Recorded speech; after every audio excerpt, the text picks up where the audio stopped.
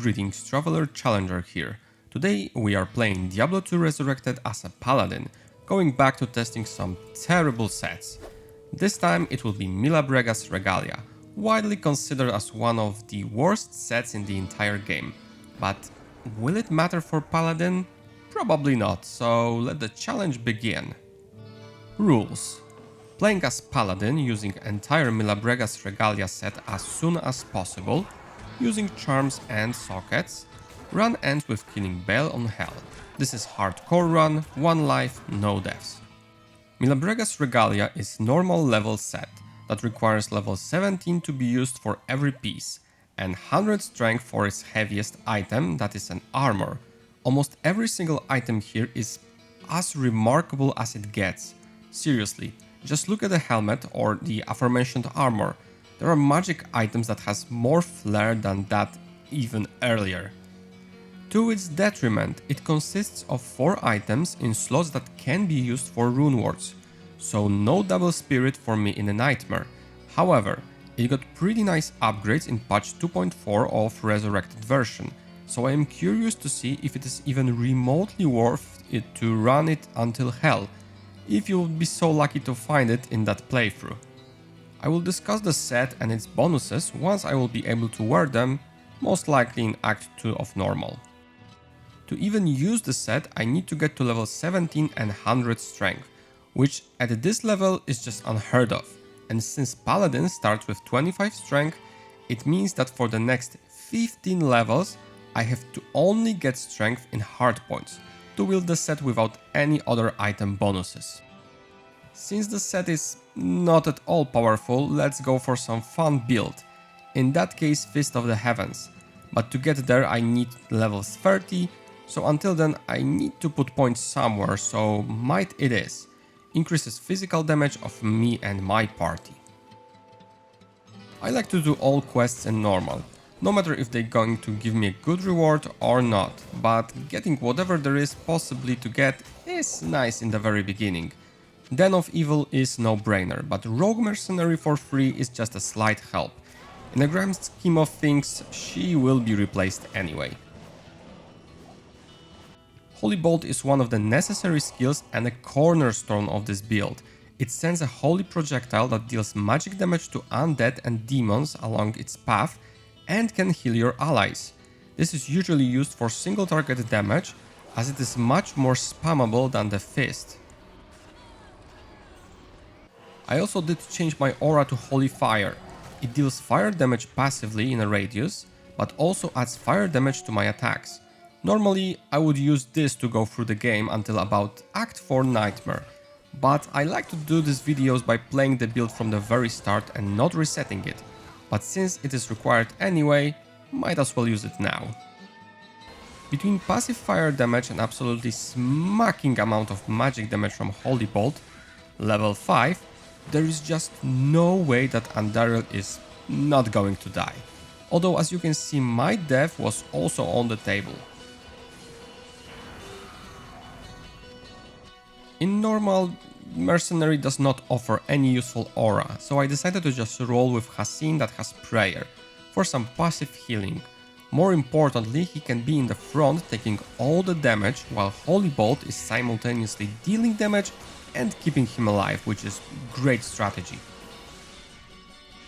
Since the aforementioned Bolt only deals damage to undead and demons, I took 1 point into Zeal. It is needed anyway, but I will use it for now for non-unclean ones. It delivers several attacks with increased damage and attack rating, making it a very good at trigger on hit effects, and overall amazing weapon skill. With the combination of Zeal and massive destruction potential of Holy Bolt, I grabbed a Horadric Cube from the Halls of the Dead, then stole Staff of Kings from the Maggots, and shortly after I hit level 17 and 100 strength, meaning I can wear the whole set. Let's start with the helmet, a rather bad piece, giving you 15 to both life and mana. Yep, that's it. Next is War Scepter. This one is slightly more interesting, but not that much. Some enhanced damage, slight racism towards undead, light radius, and +1 to all Paladin skills.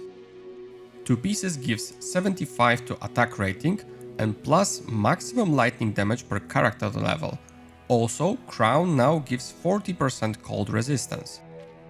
Third, and the worst piece in my opinion, is armor. It just provides some defense. Damage reduced by 2 and attacker takes 3 damage. Also, 2 pieces on this gives 100% enhanced defense. 3-piece bonus gives additional 125 attack rating and actually amazing cannot be frozen. Last piece, and the only useful as a standalone in my opinion, is shield. Some defense and 20% magic find. That last one is actually useful sometimes in a playthrough, but it is still quite a terrible item that is easily replaceable. 2-piece bonus on this gives amazing 50 life, and 3-piece bonus gives 50% enhanced defense. Full set completion gives, in addition to previous bonuses, +2 to Paladin skills, 10% mana leech, 8% life leech, and 15% poison resistance. So, as you can see, entire set is just all over the place. It cannot decide if it wants to be a melee oriented or just boosting overall stats, but it fails in both, not giving enough resistances or life. Its saving grace is cannot be frozen and Paladin skill levels. But let's face it, nobody in their right mind will level strength to 100 at level 17 just to get this. Probably the best thing about it is its looks. I'm a blue man now! Going full set at this stage of the game is of course gonna be a major power spike. So no wonder I can just slice through everything with ease and get Viper Amulet, but also a unique spike shield Swordback Hold, although I cannot use it. Another aura at level 18, although again temporary one, Holy Freeze, adds cold damage to my attacks and deals cold damage in a radius, also slowing monsters. One of the more annoying auras in the game, but given my life pool, it can help with survival for now. Cannot be frozen does not work against the Holy Freeze that the Duriel has, but that does not matter in this case.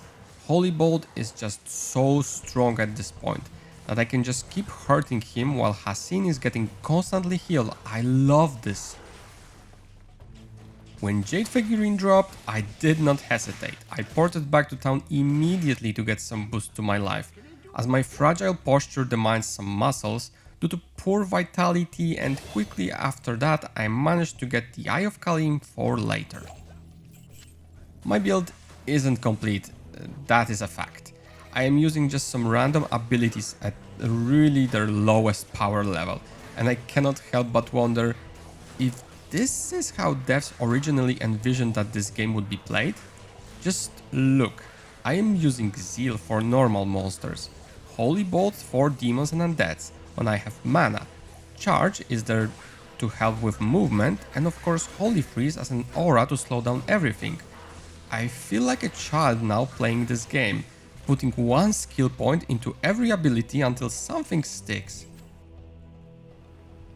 In the meantime, I also recovered Gitbin, and the ring I got from Ormus for that is the strangest case of I don't know if this is usable roulette. Its stats are so all over the place, but that +5 to light radius is a straw that is breaking the poor camel's back, making it die in the desert. I grabbed Black Book for another 5 vitality points, got the heart from the sewers, and moved to dismantle the council in Travancore. And yeah, they are demons now, corrupted beings of hate, but Holy Bolt does not care in the slightest. It hates every demon equally, making mincemeat out of them. Mephisto can be quite deadly in hardcore if approached incorrectly, and since both my health and lightning resistant are non-existent, I really had to make sure he won't hit me with his lightning spells. He gave me quite a scare once he managed to kill my spearman, but he was just one hit away from death. He dropped Set Saber, Angelic Sickle. Normally, Act 4 is the place where hopes and dreams are dying in a painful death. But I am playing Paladin, a holy warrior that eats demons for breakfast. So I am feeling like a 30-year-old walking into candy store grabbing whatever I want because I have the capacity to eat and money to get it. Unlike that kid barbarian that parents doesn't love and wants him to keep his teeth in his mouth. What was I talking about? Ah yes, hell tremble before my might. After dealing with usual, I took another useful skill. This time, Holy Shield. It increases smite damage, defense and chance for block. Great defensive ability for already powerful class, and 1 point into it is great for any paladin build. Hellforge was my next stop. Hephaestus got blasted into oblivion, and although I only got a tier rune as a reward, the better thing was a flawless diamond. I will need 2 more for later, as gems and runes will be mending my lack of resistances.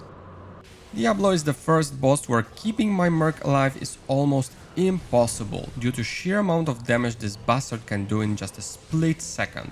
And because of this, I really had to be mindful of my position, not to overextend and keep him at distance, spamming Holy Bolt when possible and dodging his attacks.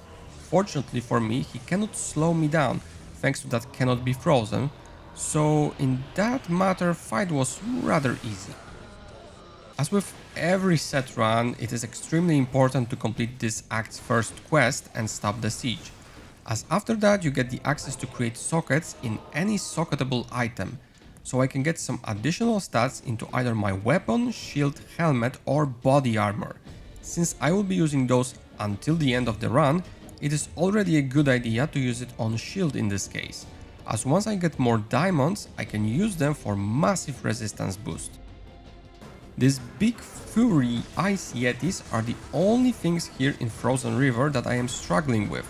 They cannot pick the side of undead or demons, so they are somewhere in between, and abominations. Still, I want that 10% boost to my resistances, so even they won't stop me. So ancients are not demon nor undead, so my main damage ability does not apply in this fight. Only melee then. Let's brawl, guys. We managed to split Talik from the group, and it seems that while I was dealing with Korlik, Hassin has killed Madak and I did not see it at all, as once it was time to kill Talik, quest was suddenly completed to my surprise. Bale is not much of an issue. He is a demon after all, so it was just a matter of time before I kill him. So I spammed Holy Bolt to hurt him and heal Wahid, and after about 2 minutes the fight was done. Really easy, and oh boy, he dropped a unique Fusina. That is Kelpie Snare, which is incredible weapon for this mercenary. Great damage, life based on level, some fire resistance, strength and massive target slow of 75%, making most bosses lose their cognitive abilities. I started Nightmare just a couple bars short of level 30, so I quickly fixed that in the Den of Evil so I can now get finally my ultimate abilities. First is Fist of the Heavens, which strikes target with Lightning Strike, then creating Holy Bolts to seek out enemies. Initial Strike is lightning damage and works on any creature, while Holy Bolts are magic damage and only works on demons and undead as a normal one, but those do not heal the party. Second ability is an aura, Conviction. It lowers monsters' defense, making them easier to hit with physical attacks, and lower their resistances. Tooltip states that all resistances, but in reality it is fire, cold and lightning, and that last one interests me the most, since even when monsters are immune, with this skill you can break that protection, making them vulnerable to my attack. If you use this build for farming, it is generally good to get Redemption Aura from defensive aura trees, since it can quickly top up your health and mana while clearing all corpses. I might get it later if skill points budget will allow that. With this magnificent glow up, I cleared this filthy place for another skill point and moved to Stonyfield to dismantle this weird congregation, where I remember how freakishly mana hungry this skill is. Man, I need insight really bad right now. I spared myself farming for now and just rushed straight to Andariel. Holy Bolt is still king in boss fights, but I really need some faster cast rate because now they are really coming out slow. Although Wahid gave his life in this fight, the slow from Kelpie Snare is detrimental to the Spider Queen so much that she is unable to reach me. As I stated before, prayer isn't very good for this build, so I got Durga with Holy Freeze. It is infinitely more useful, as Holy Bolts have easier time to hit slowed targets, and surviving the onslaught of monsters is quite easier too. This build when works, it dominates. Like you see with Radament here, skeletons have zero chance of survival, but when nobody is susceptible to Holy Bolt damage, it struggles, and the only damage is one from the initial hit of the fist or mercenary for that matter. Maggot Lair is one of those problematic areas to deal with this setup. No monster here can be hit through Holy Bolt, so I can either let my mercenary go first and support him from afar with a single hit of the fist, or maybe a couple of zeal hits, but still it is taking a long trek to get to the end. While Arcane Sanctuary is usually the same, it is not this time around. Everything here is burned by the righteous blue holy fire. It is glorious and I love it. Going to a place where I normally know that the slaughter will be glorious this time around. Spike Durga with some vitamin C and let's get to Duriel to beat his ass again. And as you can see, bosses are just no match for us at this point. Crapload of damage followed by healing of the mercenary is just way too much, and that slow is just a cherry on top. Duriel dropped a unique plated belt, Blade Buckle. Got myself another Jade figurine for that premium life boost, and while I was looking for the entrance to the Spider's Cave, I found this very nice 4 open socket Akaran Targe, and normally I would be overjoyed, as I could make spirit and my life would be so much easier. But no, I have to follow my stupid rules. Oh, come on now, just fuck off. I cannot really afford to miss out on those free upgrades, so once again I am getting Lamb Essence book for that sweet 5 attribute points. And then straight to jail. I mean sewers. Basically the same stinky ass thing. Grab the heart and on to the next objective. Just before entering Traveling Call, another flawless diamond drop. And with that I can make perfect diamond to fill the socket in my shield, granting me 19 to all resistances, which is amazing, but still falls so much short of the Spirit Paladin shield. But no, I won't complain. Too much. Durance of Hate is beautiful this time of the year, especially that every filthy monster is an unholy abomination and can be cleansed with my wrath. So as long as I keep casting my blue balls of magic, everything shall die. Mephisto dropped 2 set items, hard leather armor Bane's Rife Skin and large shield Severb Sword, both normal level pieces. It will never stop bothering me that Usual isn't classified as demon. I know, he is a fallen angel, but look, council members were once holy men too, and what? Mephisto corrupted them, and now they are demons, so why this guy cannot be? On my way to the Hellforge I found a unique field plate. This is Rock Fleece. I really like this armor for mercenaries, especially thanks to its flat and percentage physical damage reduction. It is even easier to keep them alive thanks to this. We squashed Hephaestus to pieces, to then smash the Soulstone to pieces, but I only got a Hell Rune from the forge. So it was time to kick some serious ass in Chaos Sanctuary. As previously, I didn't have Fist of the Heavens here in normal, but now, oh boy, now it is just a regular slaughterhouse. One of the most terrifying places in the game, with almost every other build is just now getting trampled. Diablo is also here, but Yeah, you know how this goes by now. Another shank and another socket available. This time I will make one in body armor, but since diamonds only give resistances while in shields, I will leave this one open for now, until I know exactly what I need later in hell. Again, further boost to my resistances after rescuing Anya. They do not look that bad, although I cannot say that set is really helping with that. On the contrary, most of my resistances are coming from the supplementary pieces that are rather subpar. Ancients are a little bit harder this time around. They are resistant to certain elements and in hell they are naturally immune to them. So now if Madak would spawn with lightning enchanted, I basically cannot touch him, as my conviction is not strong enough to break it. As for Korlik, there is not much issues here. Talik is taking a lot of damage from me, but because of the slow, his whirlwind is kind of deadly. Last time Lister and his troop gave me some trouble, I must say, but now... Oh man, Cleanse with the extreme prejudice. About the same thing with Bale really, although he's much more funny when slowed down. His animations are breaking frequently and doing nothing to us. Neat. This does not look promising, but at least I have a socket to repair some of my resistances. Since poison is quite easy to deal with, let's at least put some scotch tape into cold one and move it out of negative position. Damn, I am under-leveled as all hell, but that hardly matters when I can clear entire screens of monsters, granted that they are unholy, and Rakanishu dropped a unique Scutum, Storm Chaser. Pretty cool item, but I cannot use it.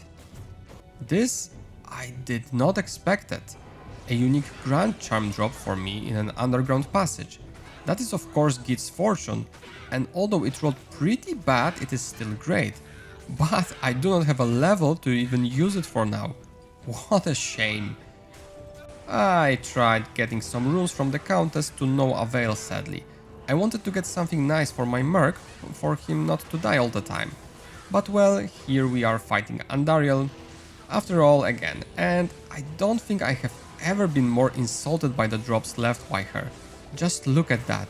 Sad is an understatement. There are a couple of areas in hell that this build does not have real answer to. Fortunately, sewers are not one of those places. Most monsters here can be healed by Holy Bolt, and Head Honcho Radamant is susceptible to that too. Although I must admit, Redemption Aura would be really nice, so he could not revive undead anymore, but I don't have enough points to spare. So Fist of the Heavens have only two direct synergies, and both boost its damage for its particular aspect. Holy Bolt is only boosting Bolt's magic damage, and Holy Thunder Aura is doing the same for the initial hit part. I already maxed out skill itself and Holy Bolt, but held it for the aura part as Conviction is far more useful at this point, since it also helps out my mercenary hitting the target and it boosts the damage from the lightning hit. Not sure where I can put my points after that though. I can do it, No, this is pure pain. Forgive me this one time, as I just cannot stand going through Maggot Lair with this build in hell. I did not use teleport stuff previously in this run. If I cannot kill something, usually there is a way to outrun it or outmaneuver it, but not in this case, so hopefully this will be the only time in the run where I will have to use this one. Okay, maybe just one more time. Funny how the summoner is the only one here that is kind of human. Oh, and he was kind enough to drop the Key of Hate needed for Ubers. Talrasha's Tomb can sometimes spawn monsters like Scarabs or Huntress. Generally something that would be very unpleasant to deal with, but I got lucky on the first try and just got some old dusty bones that are immune to magic, although they do seem to mind the holy bolts as they are still getting hit by them pretty hard. I had to reposition a bit for Duriel as Durga was getting pummeled by the lesser evil. But once I was out of his Holy Freeze range and not getting slowed anymore, this was a really easy fight. At this point, I don't know what could happen for me to lose the boss fight.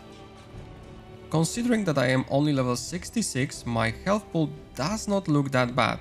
Granted that I have put up 100 points in strength just for the set and everything else is vitality. Resistances are something that really bothers me, as normally Paladin can just max them out easily in this difficulty. But since I am bound by this godforsaken set, I am grasping at anything to improve my survival. Well, I was really hoping to get some more faster cast rate through rings and amulets, but I won't sacrifice my defense for it. As you can see, I got a ring from Ormus with that and some other stuff. Problem is that attack rating, life leech and strength are useless to me. Getting to Durance of Hate was harder than the area itself really, just because there are a lot of monsters in this act that are lightning resistant and not susceptible to holy bolt damage. Also, giant mosquitoes in the swamps or zealots in second half of this act are so fast that they have no issues with catching up to me.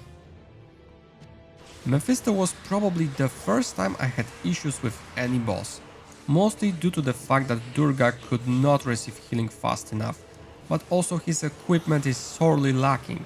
So for the second half I was alone and had to dodge or tank Lord of Hatred's attack, but since single target damage is good on my part, this didn't take long.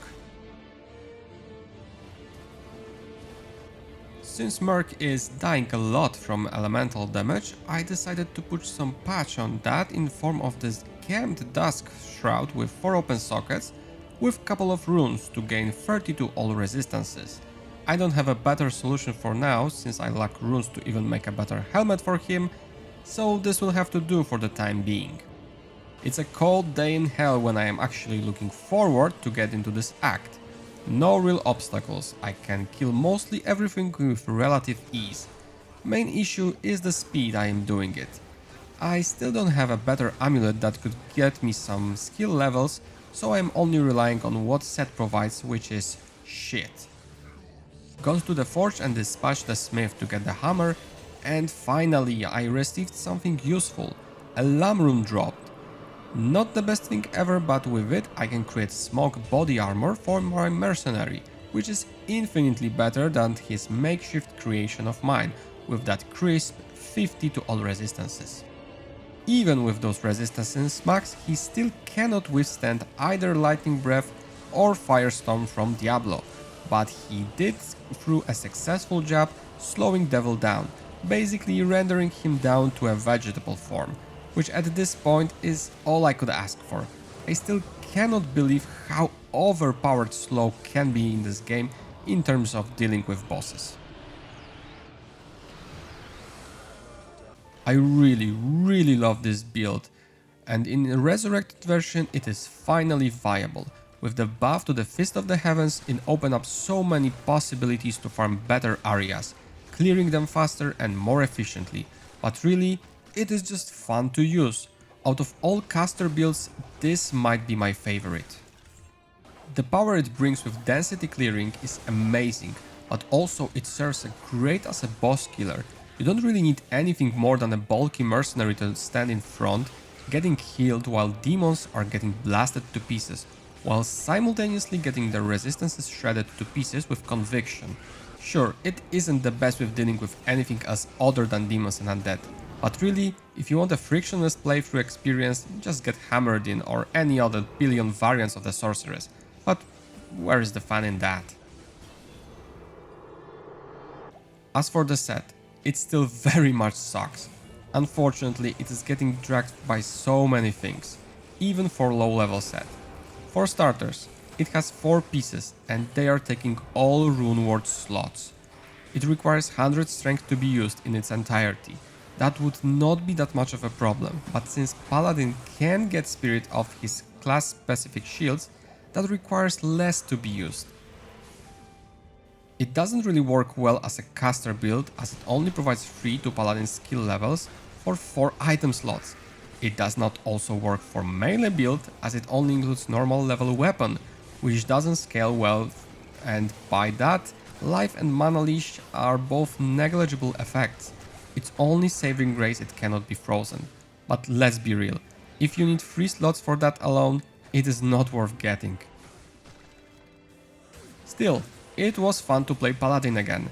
However underpowered he was through the run, and enjoyed the game a little, while it is not crushing my soul with some outlandish challenge like before.